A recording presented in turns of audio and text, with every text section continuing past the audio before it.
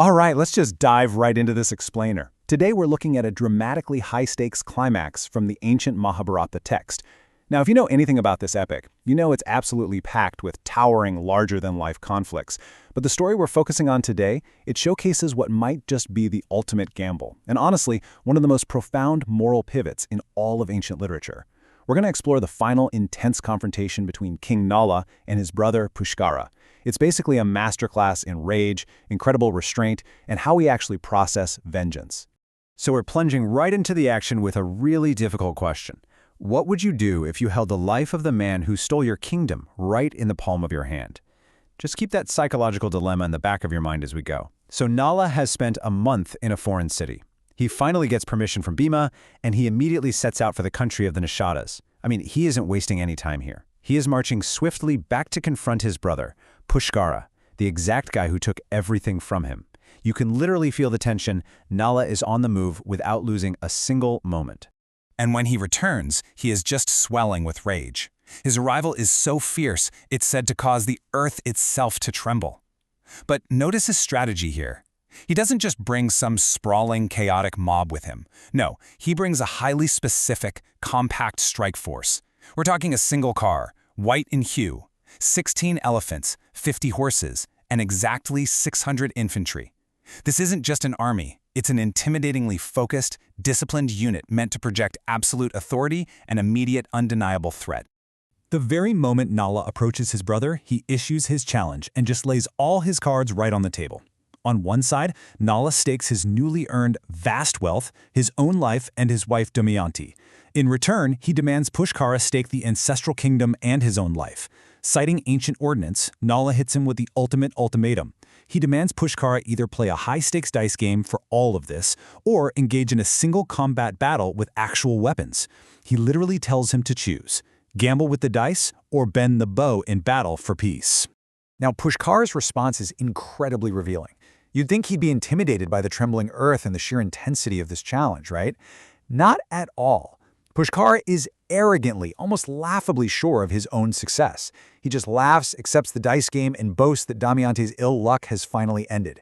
He actually delivers this venomous, deeply personal taunt, claiming that once he wins, Damayanti will be his celestial servant, waiting on him like an Apsara waits upon Indra, the king of the gods. Just completely unhinged arrogance. Seriously, put yourself in Nala's shoes for a second. Hearing those venomous taunts, Nala secretly desires to just draw his scimitar and cut off Pushkara's head right then and there, but he doesn't. With eyes literally red in anger, but hiding behind a simmering smile, he delivers this chillingly restrained response. He just says, "Let us play. Why do you speak so now? Having vanquished me, you can say anything you like." It is a stunning display of self-control. Nala takes all that burning rage and channels it entirely into the rules of the game he just proposed. So, we've reached the crucial point. The play commences. Think about all the tension that's been building up over years of exile, escalating through the trembling earth of Nala's arrival and peaking with those awful insults from Pushkara. And how is it all resolved? In one single dramatic throw of the dice. In a fraction of a second, Nala wins it all. His wealth, his treasures, everything. In just an instant, the entire power dynamic is completely inverted, and Nala even wins the very life of the brother who staked it all on the game. Immediately after this single throw, Nala smilingly addresses Pushkara as the worst of kings. He points out that the ancestral kingdom is now undisturbedly his, without a single thorn in its side. But then he twists the knife just a bit. He tells Pushkara that he can't even look at the princess of Vidarbha anymore. Why? Because Pushkara, along with his entire family, is now reduced to the position of a slave to Damayanti. Nala is making absolutely sure that Pushkara understands the sheer totality of his defeat. He holds total, unquestionable power over his sibling. But here is where a massive psychological pivot happens. Nala literally holds the power of life, death, and slavery over Pushkara, but instead of executing him, Nala completely isolates the antagonist. He introduces an external entity into the conversation, Kali.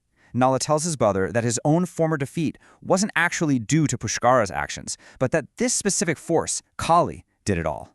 By blaming this external entity, Nala refuses to impute the faults of others onto his brother. He psychologically separates Pushkara from the evil acts committed, which sets the stage for a truly unbelievable act of mercy. Instead of taking that bloody vengeance that seemed so inevitable just a few minutes ago, Nala completely breaks the cycle of revenge. First, he explicitly grants Pushkara his life. Second, he hands him a portion of the paternal kingdom along with all the necessities he could ever need to live. And third, and this is probably the most shocking part, he reaffirms his undiminished fraternal love. He repeatedly embraces his brother. He tells him his affection is exactly the same as it was before and actually wishes for Pushkara to live happily for 100 years. It is just a staggering, mind-blowing display of grace. I mean, talk about whiplash, right? Imagine what Pushkara is feeling. He goes from arrogantly expecting to enslave Nala's wife, to being a slave himself, to suddenly being granted his life, a chunk of the kingdom, and his brother's absolute love. In complete awe, with joined hands, he salutes the righteous king. He wishes Nala immortal fame and 10,000 years of happiness for granting him life and refuge. Pushkara actually stays and is entertained by the king for a whole month, and then departs for his own town with a large force and his kindred, his heart finally filled with joy instead of greed. So we move into the falling action and order is perfectly restored. Pushkara is freed from his troubles and established as a wealthy man.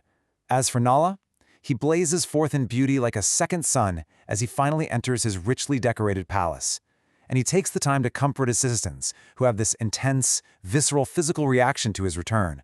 The text says they horripilate in joy, which essentially means they literally get goosebumps from the sheer, overwhelming happiness of having him back. The state officers and the people head up to Nala with joined hands, and they just declare this massive, overwhelming relief. They tell him how truly glad the entire city and country are to have their true righteous leader back. And to express the sheer magnitude of this restoration, they compare his return to the gods regaining their chief. The dark times are officially over. The kingdom isn't in the hands of the worst of kings anymore. It's guided once again by a leader who profoundly understands both absolute power and absolute mercy. To wrap up this explainer, let's take a step back and look at what Nala actually accomplished here. We watched him arrive with earth-trembling rage, holding the literal life of his greatest enemy in his hands. But you know what? The true climax wasn't that single dramatic throw of the dice. It was the choice he made immediately after winning. Nala showed us the deep psychology of true victory and honor. Because what does it really take to break the cycle of vengeance? It takes mastering your own desire for revenge and finding the incredible, almost superhuman strength to offer grace instead of the sword. So is true victory destroying your enemy or mastering yourself? Keep that question in mind, and thanks so much for exploring this amazing story with me today.